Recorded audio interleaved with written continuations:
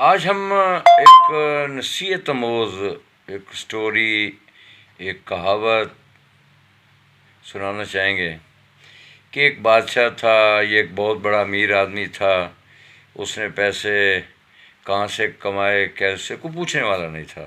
بہرحال وہ اتنا امیر تھا کہ اس کے علاقے میں ایک جنگلی جانور یا کوئی بلاں کہہ لیں وہ آتی تھی، اس شہر سے ایک آدمی کو اٹھاتی تو کھا جاتی تھی۔ تو آخر اس وڈیرے نے فیصلہ کیا کہ ایسے تو ایک ہی گھر سے لوگ کھاتے، وہ بلاں کھاتی رہے گی۔ تو اس نے منصفانہ فیصلہ کیا۔ اس نے کہا کہ ہر ماہ بلاں آتی ہے اور بندہ اٹھا کے کھا جاتی ہے، اس جگہ پہ بندہ کھڑا کرنا پڑتا ہے، تو کیوں نہ ہم قرعہ اندازی کریں تاکہ کسی کا حق نہ مارا جائے۔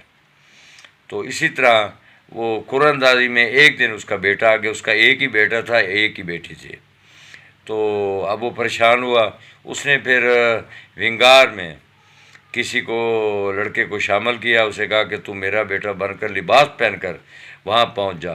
اسی طرح اس کے دل میں فکر تھی شاید وہ یہاں سے نکل جائے اور بھاگ جائے۔ تو اس نے 2 آدمی، پھر تیسرا، 3 لڑکے اس نے منتخب دیے۔ کیا وعدہ کیا کہ میں تمہیں بیٹی کا رشتہ دوں گا اور آدھی دولت دوں گا۔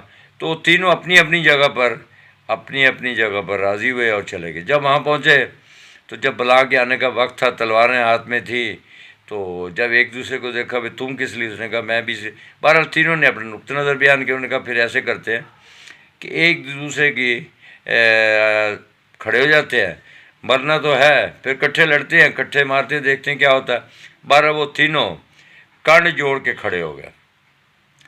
تو روایت میں، کہاوت میں یہ ہے کہ جب وہ کھڑے ہوئے نا کنڈ جوڑ کے، ان پنجابی کہتے ہیں کہ ایک دوسرے سے موٹے کا سہارا بن گیا۔ آخر کار انہوں نے بلاں آئی، جھگڑا ہوا، ان تینوں نے اس بلاں کو مار دیا۔ اب بادشاہ یا وہ جو وڈیرا تھا، جو چاہے جس کے بھی پیسے غریبوں کے کھا کے امیر بنا ہوا تھا، تو وہ جب اس کے پاس آئے تو انہوں نے کہا جناب، اب اس کی ایک بیٹی تھی۔ اب وہ بڑا پریشان کہ میں تو بہت بڑا زبان کا پکا ہوں، میں تو ایک پیسہ کہتا ہوں کہ ایک پیسہ کا دھیلا بھی میں نے کھایا تو میں جرمانہ دوں گا۔ تو وہ کہنے لگا بھی میں تو زبان کا پکا ہوں، تو اب میری ایک بیٹی ہے تو میں کہاں بیٹی، کیسے، یہ تو 3 ہے۔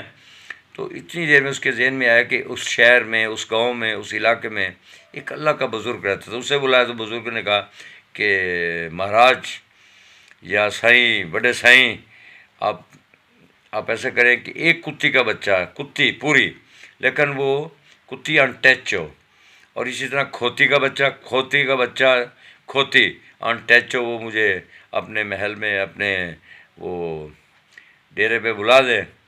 تو میں نے جو اللہ نے مجھے عطا کیا، بہرحال کیا ہوا کہ جب وہ دونوں چیزیں مہیا کر دی خفیہ طور پہ، اس بزرگ نے کچھ پڑھا، پڑھنے کے بعد کتی پہ ہاتھ لگایا، وہ لڑکی بن گئی، کھوتی پہ ہاتھ لگایا، لڑکی بن گئی۔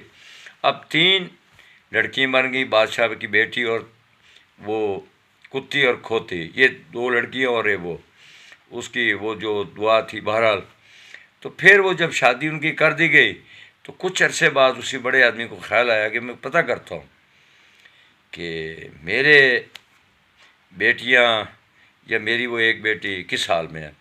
تو جب ایک بیٹی کے گھر گیا تو اس کا داماد کہتا ہے کہ جناب آپ تو بہت اچھے ہیں، مجھے رشتہ دیا، لیکن آپ کی بیٹی بہت اچھی ہے، لیکن ایک ہے بات۔ انہوں نے کہا کیا بات ہے؟ اس نے کہا کام سارے کرتی ہے، سب ٹھیک کرتی ہے، لیکن کبھی کبھی نا وہ مجھے بھونکتی ہے، لڑتی ہے، بھونک جیسے نا بھونکتی ہو، اور بھونک کے مجھے کاٹتی بھی ہے، بڑا دل کو غصہ آتا ہے۔ میں نے مزدوری سے آتا ہوں تو عزت بھی کرتی ہے لیکن بھونکتی زیادہ۔ اس نے سوچا ہو یہ تو وہی کتی ہے۔ تو اسی طرح دوسری کے گھر گیا تو وہاں اس نے کہا جی سب ٹھیک ٹھاک ہے الحمدللہ، لیکن کبھی کبھی نا یہ دلتیاں مارتی ہے آپ کی بیٹی، اور ٹکا کے دلتیاں مارتی ہے۔ تو پھر اس نے کہا اوہو، یہ تو لڑکی میری نہیں ہے، یہ تو وہ بزرگ نے جو کھوتی سے لڑکی بنایا تھا یہ وہ ہے۔ تو جب تیسرے کے پاس گیا تو اس نے کہا جناب میری بیٹی، آپ کی بیٹی نماز پڑھتی ہے، عزت سے کھانا بناتی ہے، اور بہت عزت احترام سے ہم جی رہے ہیں، ہم آپ کے بہت مشکور ہیں کہ آپ نے مجھے رشتہ دیا۔ تو پھر بادشاہ وہ وڈیرا جو تھا اس کے ذہن میں آیا اوہو، یعنی کہ نسل بھی بندہ ویکھ کے لوے. تو اس نے کہا یہ وہ کتی تھی وہ کھوتی تھی، یہ میری بیٹی ہے. اسی طرح اگر میری کہانی میرا قصہ کسی کی نسبت میں جاتا ہو تو معذرت، لیکن تسلی سے سوچ لیں کہ کد بھی وہ کہتے ہیں نا ماں جی ماسی تے کد رہتے ایسے، اس قسم کی باتیں ہیں. گھوڑی بھی دیکھ کر لیتے ہیں.